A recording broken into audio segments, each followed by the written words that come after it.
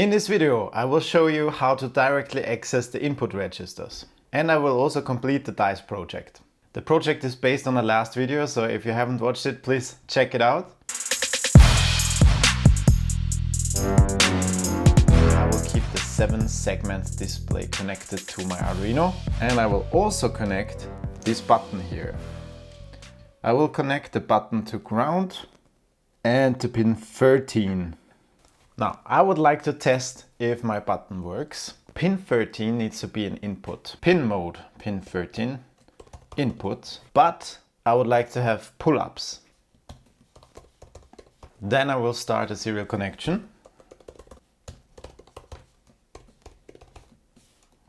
And inside of a loop, I will just serial.print digital read pin 13, and we can send this as binary number and wait for 1 second. I will add a new line.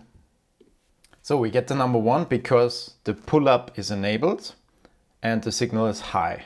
And as soon as I press the button, the pin will be connected to ground, and so the signal is now low or 0. And here is how you can do this by directly accessing the registers. Pin 13 is connected to the B register.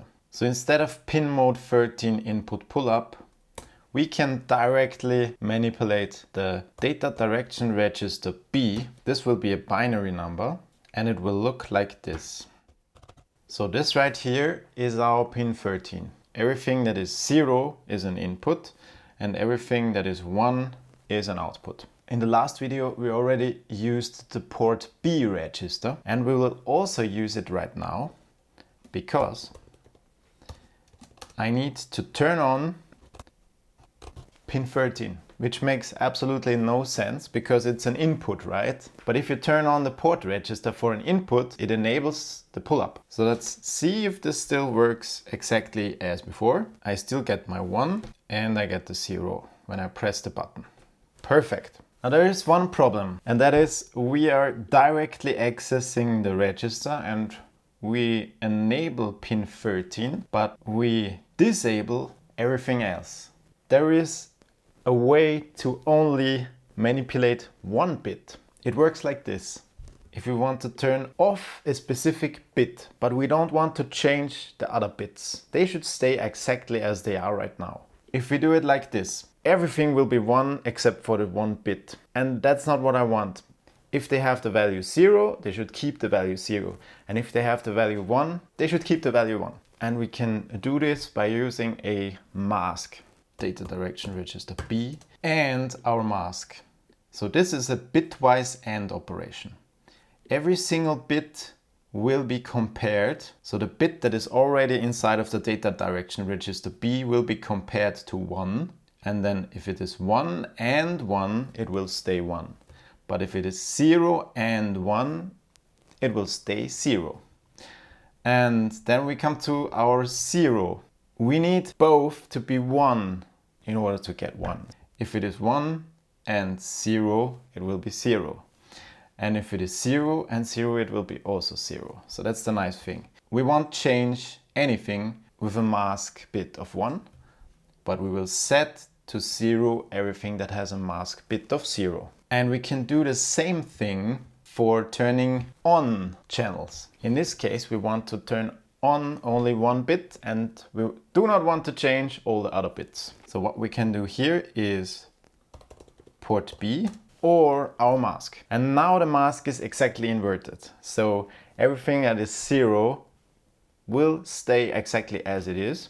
And everything that is 1 will be turned on. How does it work? We have the bitwise OR operator. And the bitwise OR operator compares now every single bit of port B and my mask. And 0 or 0 stays 0. 1 or 0 stays 1. So we do not touch the bits that are already set inside of port B, except for 1, the specific bit that we want to turn on. So this one will be turned on. 0 or 1 is 1, and 1 or 1 is also 1. So this one will always be 1. Let's see if it still works. Perfect. Instead of digital read, we will directly access the input register.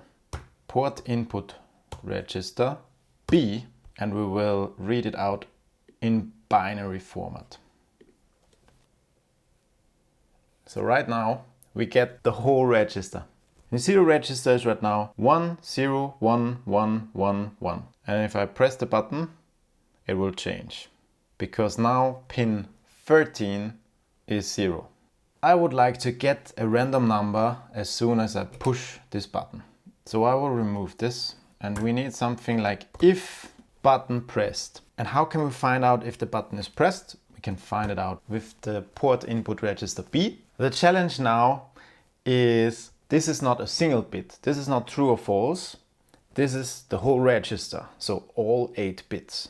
I'm not interested in all of them. So if I would run this code right now, it would be always true, no matter if I push this button or not. Now, if I check if pin B, that would mean that we also check all of the LEDs that are connected to the pin B register as well. So we again need a mask. And so if pin B and B 0 0 1 0 0 0 0 0, then I will just print button pressed. Let's see if this works. No, it doesn't work. Yeah, because it's completely the opposite, right? If it's 1, then it's not pressed, and if it's pressed, then it's 0. So what we need is we need to invert this. We need an exclamation mark. I will put the rest into round brackets, and I will add new line and maybe a delay because this is crazy. Right now I don't see anything, and if I press the button, it sends button pressed. If I press it again, button pressed. Awesome. So here comes your exercise. Take the code of the previous lesson and combine it with this new code so that we get a dice where I push the button, it rolls and shows me a number. So let's copy some code from the last project. We use 4 outputs in the data direction register D. So let's keep this exactly as it was. We also need 4 outputs of data direction register B. Pin 13 should be an input. Here it is actually an input. So we can actually directly set the register to these bits and it will work just fine. Also, the same thing is true for this line right here. We can do it like this, but we can also keep it. We don't need serial begin anymore. And then I will copy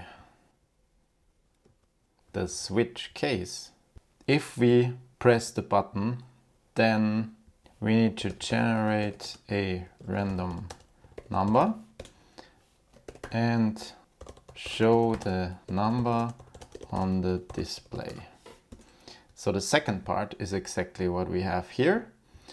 Switch random number, and then we display the random number. What we need now is the random number. And in order to get some truly random numbers, we will use random seed again. So let's generate a random seed based on millis. Because again, I will push this button at a random time, and this random time will then improve the randomness of the generated numbers. And then I can copy this right here.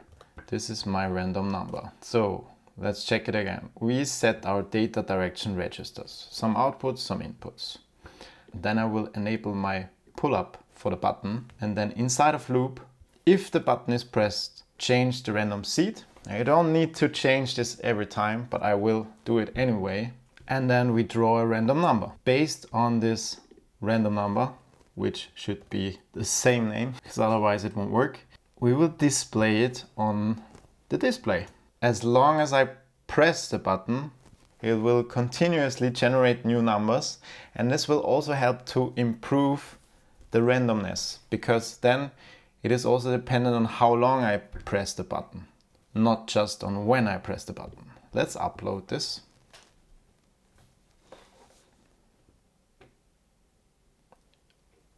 Number 1, 2, 5, 4, If this video was helpful, please like and subscribe to this channel if you're ready to dive deep into the world of Arduino. Thank you for watching. See you in the next lesson.